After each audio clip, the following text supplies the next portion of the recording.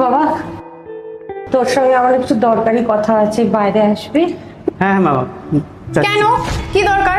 যা বলার এখানে এসে বলবে, এখানে ভেতরে এসে বলুন। শোন না, আমার না 1000 টাকার খুব দরকার। আচ্ছা মা। না, এই তো আপনি দুদিন আগে 500,000 টাকা নিলেন না, আবার টাকা? এই তুমি মাসে দিন খারাপ ভাবে কথা বলছো কেন? কেন বলবো না? ওনার তো আরো একটা ছেলে রয়েছে, সবসময় তোমার কাছেই কেন চাইবে? আশ্চর্য। না না, কোনো টাকা পয়সা হবে না। ওকে তো আমাদের গলায় ঝুলে বসে রয়েছে, তারপর আবার রাত দিন শুধু টাকা টাকা। না করে দাও। হবে না মা, আপনি যান।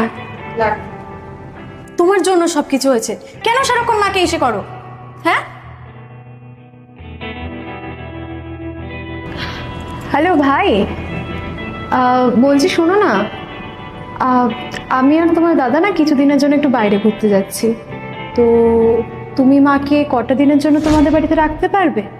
না না, আসলে বৌদি কি হয়েছে, আমার বাড়িতে না শ্বশুরবাড়ির লোকজন এসে, শাশুড়ি এসছে, শালি এসছে, কি করে রাখবো বলো? ওকে, ঠিক আছে। না না, তুমি বরং অন্য ব্যবস্থা করো।